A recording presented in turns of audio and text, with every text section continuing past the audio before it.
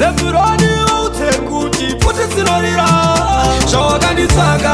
uchiziva ndisipamba Mumwe wangu itamuje Zvandakakuudza kuti mangwana ndichapamba Zvashuwa itamuje Wakuuya uchibvunza baba varipo here Mumwe wangu itamuje Wanga wafambira kuzoona indinera Zvashuwa itamuje Mukadzi wangu azishamwari yako handi Mumwe wangu itamuje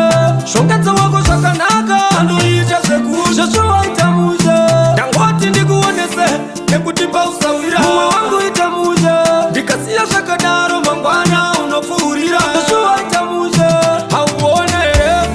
wakushaya matyira Mumwe wangu itamuje Pakadai zvashuwa futi zinorira Zvashuwa itamuje Zvawakanditsvaga uchiziva ndisipamba Mumwe wangu itamuje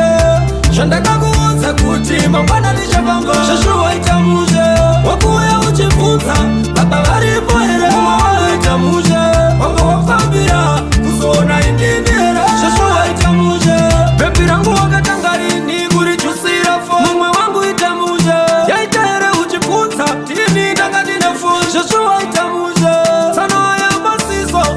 asisi zvironda Mumwe wangu itamuje Chingwati chinotamba tese dainda kutsonda-tsonda Zvashuwa itamuje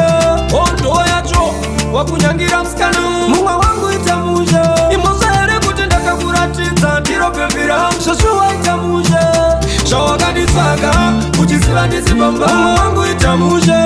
Zvandakakuudza kuti mangwana ndichapamba Zvashuwa itamuje Wakuuya uchibvunza baba varipo here Mumwe wangu itamuje Wanga wafambira kuzoona indinera Zvashuwa itamuje Mukadzi wangu azishamwari yako handi Mumwe wangu itamuje Shongedza wako zvakanaka Anoita zvekuzha Zvashuwa itamuje Ndangoti ndikuonese nekuti pausawira Mumwe wangu itamuje Ndikasiya zvakadaro mangwana unopfuurira Zvashuwa itamuje Zvawakanditsvaga uchiziva ndisipamba Mumwe wangu itamuje Zvandakakuudza kuti mangwana ndichapamba Zvashuwa itamuje Wakuuya uchibvunza baba varipo here Mumwe wangu itamuje Wanga wafambira kuzoona indinera Zvashuwa itamuje Zvawakanditsvaga uchiziva ndisipamba Zvandakakuudza kuti mangwana ndichapamba Sogigiti akupfuurira Lepuroni utekuti Zvashuwa itamuje